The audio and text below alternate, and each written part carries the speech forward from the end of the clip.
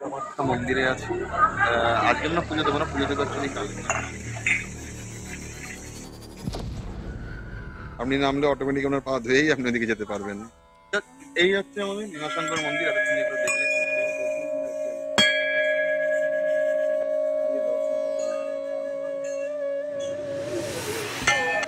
পায়ের তলায় সর্ষে নিয়ে আমরা আবার বেরিয়ে পড়লাম আরও এক নতুন গন্তব্যের উদ্দেশ্যে। আমাদের এই সফরেও যথারীতি সঙ্গে আছো তোমরা, তো চলো যাত্রা শুরু করা যাক। পথ দেখে তো এতক্ষণে বুঝেই ফেলেছ চলেছি কোনো এক পাহাড়ি পথে। আচ্ছা, আর সাসপেন্স না রেখে বলেই ফেলি, আমাদের এবারের গন্তব্য হলো আসামের কামরূপ কামাখ্যা। দিনটা ছিল 2 মে। কামরূপ স্টেশন থেকে উবের ধরে আমরা চলে এলাম নীলাচল পাহাড়ের নিচে। সেখান থেকে সরকারি বাস ধরে চলে গেলাম একদম মন্দিরের কাছে, ভাড়া মাত্র 10 টাকা। মন্দিরের কাছে এসে মন্দিরের একদম পাশেই আমরা উঠলাম দাদা ধাম। হোটেলের জানলার ছাদ থেকে পুরো চত্বরটা খুব ভালোভাবে দেখা যাচ্ছে। তো আজ যথেষ্ট টায়ার্ড, বিশেষত মা, তাই আজ রেস্ট। কাল থেকে শুরু হবে আমাদের আসল এক্সপ্লোর।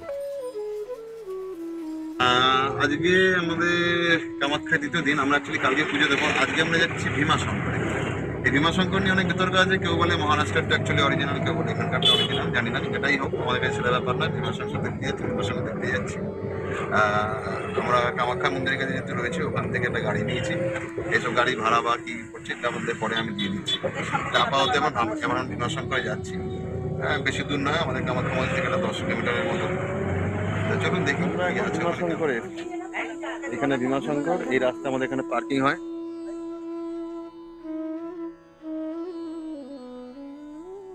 পরিবেশটা এখানে দুর্দান্ত। চারপাশে পাহাড়, এই যে নিচে ঝর্ণার আওয়াজ পাওয়া যাচ্ছে।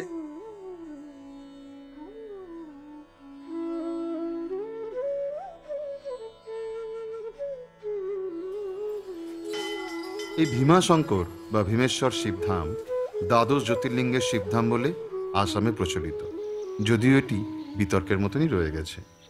গুয়াহাটির পামহির কাছে ডাকিনী পাহাড় বা ডাইনি পাহাড়ে অবস্থিত এই ভোলে বাবার মন্দির। বস্তুত মন্দির বলতে যেমন 4 দেওয়াল, গর্ভগৃহ আমাদের চোখে ভেসে ওঠে, এখানে কিন্তু তেমন কিছুই নেই। প্রকৃতির মাঝেই ভোলেনাথ বিরাজমান। কোনো ইট কাঠ পাথরের বানানো স্ট্রাকচার এখানে নেই। প্রকৃতি নিজেই বাবার আসন বিছিয়ে রেখেছেন। চোখ আর মন দুটোই এখানে শান্ত হবে, এ বিষয়ে কিন্তু গ্যারান্টি দিতে পারি। আর সব থেকে ভালো লাগবে, সুন্দরভাবে নিজেরা মন্ত্রোচ্চারণ করে বাবার মাথায় জল ঢালতে পারবেন এবং পুজোও দিতে পারবেন।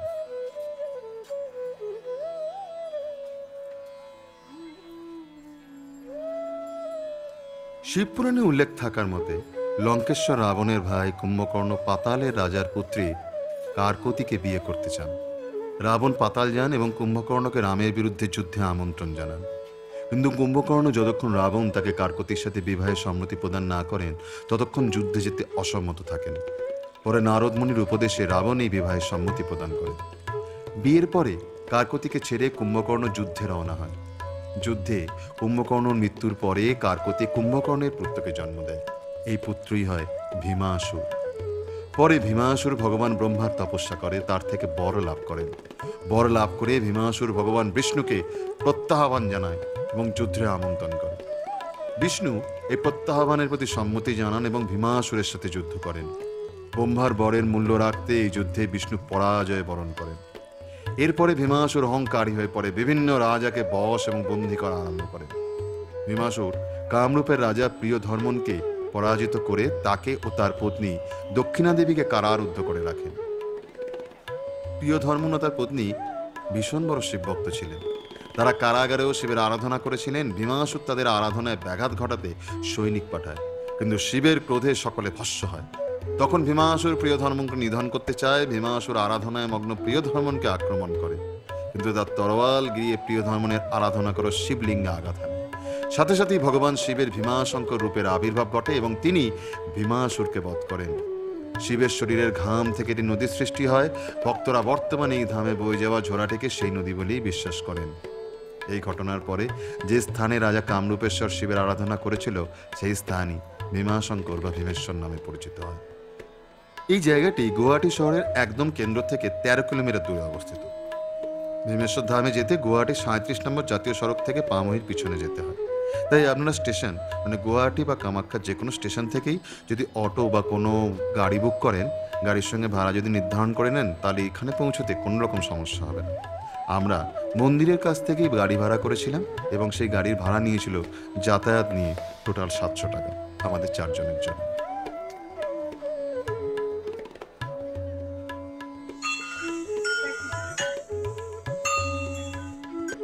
এই হচ্ছে আমাদের ভীমাশঙ্কর মন্দির। এতক্ষণ যেগুলো দেখলেন দারুণ জায়গা, খুব ভালো লাগবে। আপনি গুয়াহাটি বা কামাখ্যা যেখানেই আসুন না কেন, আপনি যে কোনো অটো বা মারুতি ভ্যান বা অন্যান্য গাড়ি ধরে যদি বলেন, তারা আপনাকে নিয়ে আসবে। আপনি গাড়ি ভাড়ার কথা বলে নেবেন এবং এখানে এসে আপনাকে 100 টাকার ডালি শুরুতেই পেয়ে যাবেন। এসে পুজো দিতে পারেন, 200 টাকার ডালিও পাওয়া যায়। এই হচ্ছে আমাদের ভীমাশঙ্কর মন্দির। সারা বছরই মন্দির খোলার সময় সকাল 7টা, গরমকালে মন্দির সন্ধ্যে 6টা অবধি খোলা থাকে, আর শীতকালে বিকেল 5টা অবধি। যাই হোক, এরপরে আমাদের আবার গন্তব্য হোটেল।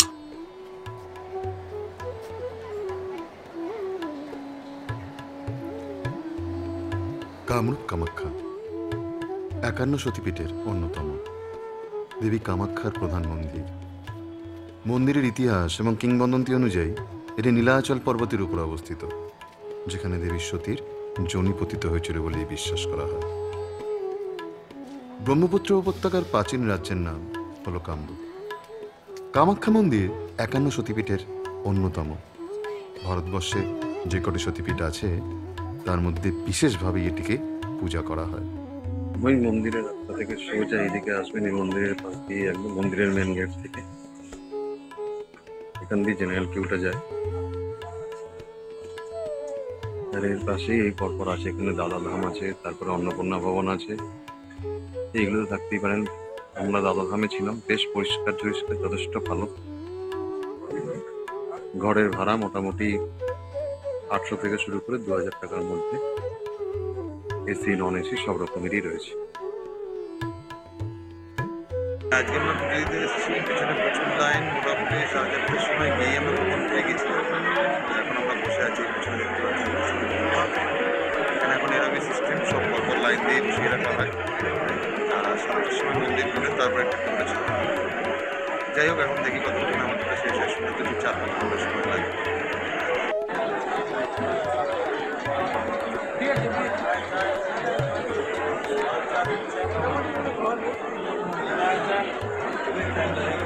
আমাদের লাইন আবার ছাড়লো, আমরা আবার এগোচ্ছি। এপাশে পুরো লোক বসে আছে এইভাবে লাইন দিয়ে পরপর। আর আমাদের গড়িয়ার থেকে একদম এখন সামনে যাচ্ছে। কিংবদন্তি অনুসারে মন্দিরটি রাজা ভগদত্ত শশাঙ্ক দ্বারা 7ম শতাব্দীতে প্রতিষ্ঠা হয়েছিল। কামাখ্যা মন্দির রহস্য, তন্ত্র এবং সিদ্ধি লাভের অন্যতম পীঠস্থান হিসেবে তান্ত্রিকদের কাছে ভীষণই গুরুত্বপূর্ণ। এই মন্দিরে কোনো মূর্তি নেই, বরং যোনি পূজাই করা হয়। এই পূজা নারী শক্তির প্রতীক। এই মন্দিরে ভারতবর্ষের বিভিন্ন প্রান্ত থেকে আসা মানুষ তাদের মনের ইচ্ছা মানত করে এখানে পায়রা এবং অন্যান্য জন্তু দান করে যান। কামাখ্যা আসলে শুধু একটি মন্দির নয়, এটি একটি ঐতিহাসিক, সাংস্কৃতিক ও আধ্যাত্মিক স্থানের প্রতীক। উনি এখানে আসবেন মোটামুটি 5-6 ঘন্টার সময় হাতে নিয়েই আসবেন, নাহলে কিন্তু পুজো দিতে পারবেন, এটা একদম শিওর। যাই হোক, আমরা প্রায় 4:30টার সময় কুপন নিয়েছিলাম, তারপর পুরো লাইন দিয়ে এতক্ষণে শেষ হলো। এই এখন বাজে প্রায় 10:30। এতক্ষণে শেষ হলো পুজো। এবার আমরা হোটেল থেকে যাবো। চলুন আস্তে আস্তে যাওয়া যাক।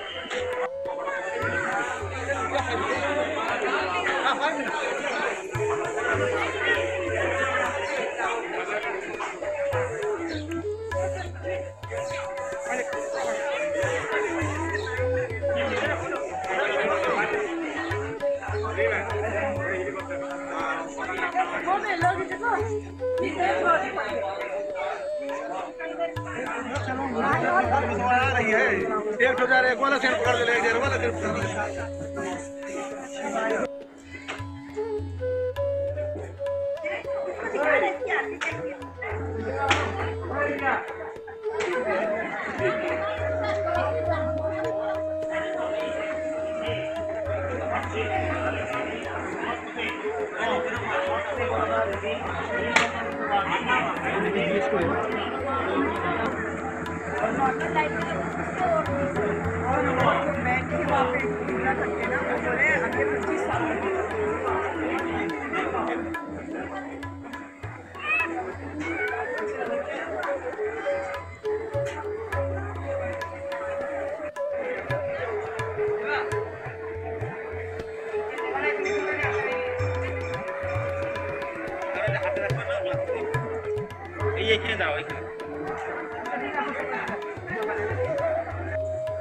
এই বাইরে থেকে এই লাইনগুলোই এসে এইখান থেকে এই গলিঘরের পেছন থেকে গিয়ে আবার ওইখান থেকে ঢুকে এই হচ্ছে আমাদের গলিঘর।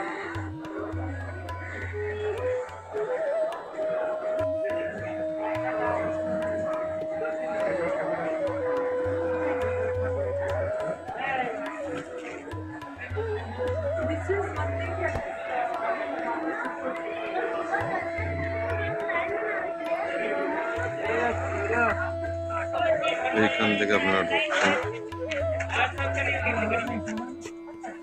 এই রাস্তা দিয়ে এসে এইখান থেকে আপনারা যাচ্ছেন মন্দিরের দিকে। আর এইখানে আছে অন্য সেবা ক্ষেত্র।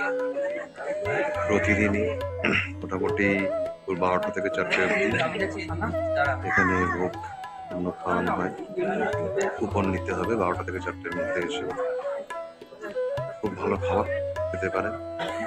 এখান থেকে কুপন নিয়ে এইখান থেকে এইখানে ঢুকে ভেতরে খাওয়ার ব্যবস্থা আছে, নিশ্চিন্তে খেতে পারেন।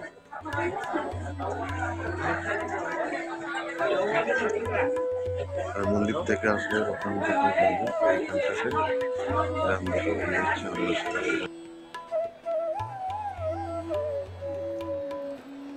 অন্য ক্ষেত্রে ভোগ বিতরণ শুরু হয় দুপুর 12টা থেকে, তবে মোটামুটি 11টা থেকে কুপন নেওয়ার জন্য লাইন পড়িয়ে যায়। তবে ভিতরে বসার ব্যবস্থা থাকায় অপেক্ষা করতে কিন্তু খুব বেশি কষ্ট করতে হয় না।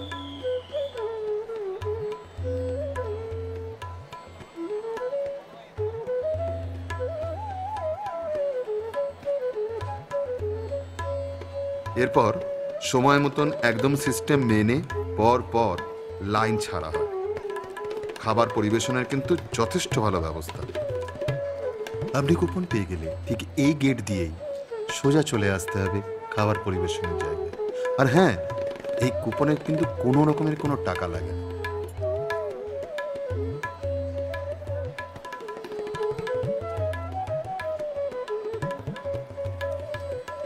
এই চত্বরটির ভেতরেও বেশ কিছু ছোট ছোট মন্দির আছে।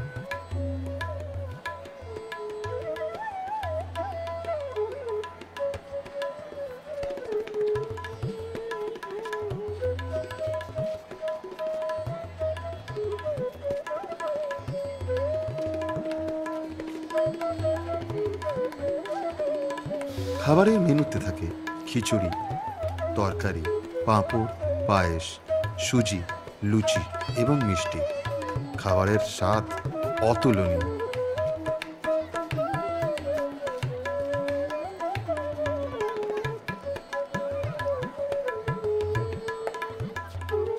কোনো বাধ্যবাধকতা নেই, আপনার যেরম খুশি আপনি সেরম খেতে পারেন।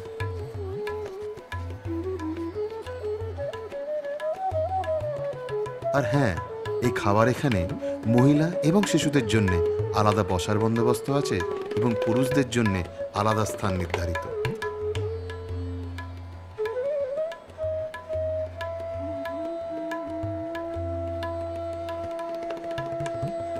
আপাতত এই অবধি। আমরা এখন কিছুক্ষণ বসবো মন্দিরে, গান শুনবো। আবার কথা হবে অন্য কোনো এপিসোডে। টাটা।